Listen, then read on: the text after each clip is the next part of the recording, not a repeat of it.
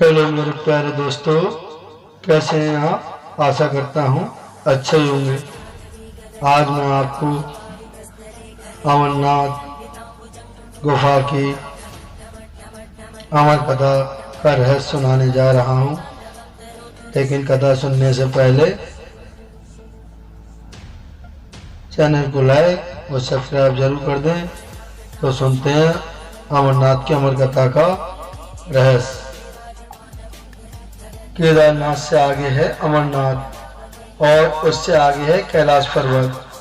कैलाश पर्वत शिव जी का मुख्य समाधिस्थ होने का स्थान है, तो केदारनाथ विश्राम भवन हिमालय का कड़कड़ शिव शंकर का स्थान है। बाबा अमरनाथ को आजकल स्थानीय मुस्लिम लोगों के प्रभाव के कारण बर्फानी बाबा कहा जाता है, जो कि अनुचित है। उन्हें बर्फानी बाबा इसलिए कहा जाता है कि उनके स्थान पर प्राकृतिक रूप से बर्फ का शिवलिंग निर्मित होता है। शिवलिंग का निर्मित होना समझ में आता है, लेकिन इस पवित्र गुफा में हिम शिवलिंग के साथ ये गणेश पीठ व एक पार्वती पीठ भी हिम से प्राकृतिक रूप में निर्मित होता है। पार्वती पीठ ही शक्तिपीठ स्थल है। यहाँ माता सती के कंठ का निपात हुआ था। पार्वती पीठ 51 शक्तिपीठों में से एक है। यह माता के अंग तथा अंग भूषण की पूजा होती है। ऐसे बहुत से तीर्थ हैं जहाँ प्राचीन काल में सिर्फ साधु संत ही जाते थे और वहाँ जाकर वे तपस्या करते थे। लेकिन आजकल यात्रा सुविधाएं सुगम होने के चलते व्यक्ति कैलाश पर्वत और मानसरोवर भी जाने लगा है। ये वे स्थान है जो हिंदुओं के लिए सबसे महत्वपूर्ण है। अमर कथा। इस पवित्र गुफा में भगवान शंकर ने भगवती पार्वती को मोक्ष का मार्ग दिखाया था। इस तत्व ज्ञान को अमर कथा के नाम से जाना जाता है, इसलिए इस स्थान का नाम अमरनाथ पड़ा। ये कथा भगवती पार्वती तथा भगवान शंकर के बीच हुआ संवाद है। ये उसी तरह है जिस तरह कृष्ण और अर्जुन के बीच संवाद हुआ था। अमरनाथ कथा। सती ने दूसरा जन्म हिमालय राज के यहाँ पार्वती के रूप में लिया। पहले जन्म में वे दक्ष की पुत्री थी तथा दूसरे जन्म में वे दुर्गा बनी। एक बार पार्वती जी ने शंकर जी से पूछा, मुझे इस बात का बड़ा आश्चर्य है कि आपके गले में नरमुंड माला क्यों है? भगवान शंकर ने बताया, पार्वती, जितनी बार तुम्हारा जन्म हुआ है उतने ही मुंड मैंने धारण किए हैं। पार्वती बोली, मेरा शरीर नाशवान है, मृत्यु को प्राप्त होता है, परंतु आप अमर हैं, इसका कारण बताने का कष्ट करें। मैं भी अजर अमर होना चाहती हूँ। भगवान शंकर ने कहा, यह सब अमरनाथ के कारण है। ये सुनकर पार्वती जी ने शिव जी से कथा सुनाने का आग्रह किया। बहुत वर्षों तक भगवान शंकर ने इसे टालने का प्रयास किया, लेकिन जब पार्वती की जिज्ञासा बढ़ गई तब उन्हें लगा कि अब कथा सुना देना चाहिए। अब सवाल ये था कि अमरनाथ सुनाते वक्त, अमर कथा सुनाते वक्त कोई अन्य जीव इस कथा को ना सुने। इसलिए भगवान शंकर 5 तत्वों पृथ्वी, जल, वायु, आकाश और अग्नि का परित्याग करके इन पर्वतमालाओं में पहुंच गए और अमरनाथ गुफा में भगवती पार्वती जी को अमर कथा सुनाने लगे। अमरनाथ गुफा की ओर जाते हुए वे सर्वप्रथम पहलगाम पहुंचे, जहां उन्होंने अपने नंदी बैल का परित्याग किया। तत्पश्चात चंदनवाड़ी में उन्होंने अपनी जटा केसों से चंद्रमा को मुक्त किया। शेषनाग नामक झील पर पहुंचकर उन्होंने अपने गले से सर्पों को भी उतार दिया। प्रिय पुत्र श्री गणेश जी को भी उन्होंने महागुणस पर्वत पर छोड़ देने का निश्चय किया। फिर पंचधरणी पहुंचकर शिव जी ने 5 तत्वों का परित्याग किया।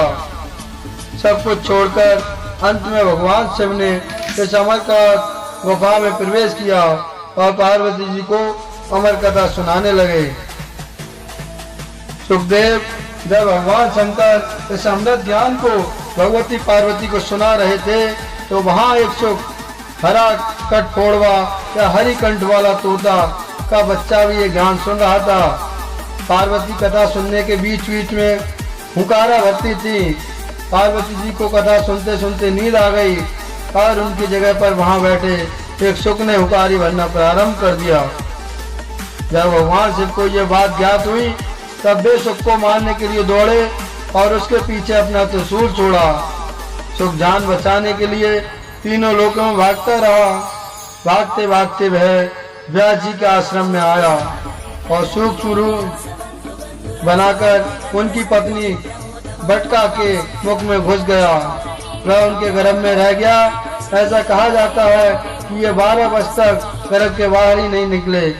जब भगवान श्री कृष्ण ने स्वयं आकर इन्हें आश्वासन दिया कि बाहर निकलने पर तुम्हारे ऊपर माया का प्रभाव नहीं पड़ेगा, तब ये गर्भ से बाहर निकले और व्यास जी के पुत्र कहलाए। गर्भ में ही इन्हें वेद, उपनिषद, दर्शन और पुराण आदि का सम्यक ज्ञान हो गया था। जन्मते ही श्री कृष्ण और अपने माता पिता को प्रणाम करके उन्होंने तपस्या के लिए जंगल की राह ली। यही जगत में सुखदेव मुनि के नाम से प्रसिद्ध हुए। पवित्र युगल कबूतर श्री अमरनाथ की यात्रा के साथ ही कबूतरों की कथा भी जुड़ी हुई है। इस कथा के अनुसार एक समय महादेव संध्या के समय नृत्य कर रहे थे कि भगवान शिव के घर आपस में ईर्ष्या का कुरु कुरु शब्द करने लगे। महादेव ने उनको श्राप दे दिया कि तुम दीर्घ काल तक ये सब कुरु कुरु करते रहो। तत्परवान वे रुद्र रूपी गढ़ उसी समय कबूतर हो गए और वहीं उनका स्थायी निवास हो गया। माना जाता है कि यात्रा के दौरान पावन अमरनाथ गुफा में इन्हीं दोनों कबूतरों के भी दर्शन होते हैं। यह आश्चर्य है कि जहाँ ऑक्सीजन की मात्रा नहीं के बराबर है और जहाँ दूर दूर तक खाने पीने का कोई साधन नहीं है, यहाँ वे कबूतर किस तरह रहते होंगे। यहाँ कबूतरों के दर्शन करना शिव और पार्वती के दर्शन करना माना जाता है। गुफा में हिमलिंग स्थापित होने की कथा। पार्वती जी भगवान सदाशिव से कहती हैं, प्रभु मैं अमरेश महादेव की कथा सुनना चाहती हूँ। मैं ये भी जानना चाहता हूँ कि महादेव गुफा में स्थित होकर अमरेश क्यों और कैसे कहलाए। सदाशिव भोलेनाथ बोले, देवी आदि काल में ब्रह्मा प्रकृति स्थावर जंगल संसार की उत्पत्ति हुई। इस क्रम अनुसार देवता, ऋषि, पितर, गंधर्व, राक्षस, सर्प, यक्ष, भूतगण, कुष्मांड, भैरव, गीदड़, दानव आदि की उत्पत्ति हुई। इस तरह नए प्रकार के भूतों की सृष्टि हुई, परंतु इंद्र देवता सभी मृत्यु के वश में थे। इसके बाद भगवान भोलेनाथ ने कहा कि मृत्यु से भयभीत देवता उनके पास आए। सभी देवताओं ने उनकी स्तुति की और कहा कि हमें मृत्यु बाधा करती है। आप कोई ऐसा उपाय बतलाएं जिससे मृत्यु हमें बाधा न करे। मैं आप लोगों की मृत्यु के भय से रक्षा करूंगा। कहते हुए सदाशिव ने अपने सिर पर से चंद्रमा की कला को उतार कर निचोड़ा और देवगणों से बोले कि आप लोगों की मृत्यु रोग की औषधि है। वो चंद्रकला के निचोड़ने से पवित्र अमृत की धारा बह निकली और वही धारा बाद में अमरावती नदी के नाम से विख्यात हुई। चंद्रकला को निचोड़ते समय भगवान सदाशिव के शरीर पर जो अमृत बिंदु गिरे वे सूखे गए और पृथ्वी पर गिर पड़े। पावन गुफा में जो भस्म है वे इसी अमृत बिंदु के कण हैं जो पृथ्वी पर गिरे थे। सदाशिव भगवान देवताओं पर प्रेम नौछावर करते समय स्वयं द्रवीभूत हो गए। देवगण सदाशिव को जल स्वरूप देखकर उनकी स्तुति में लीन हो गए और बारंबार नमस्कार करने लगे।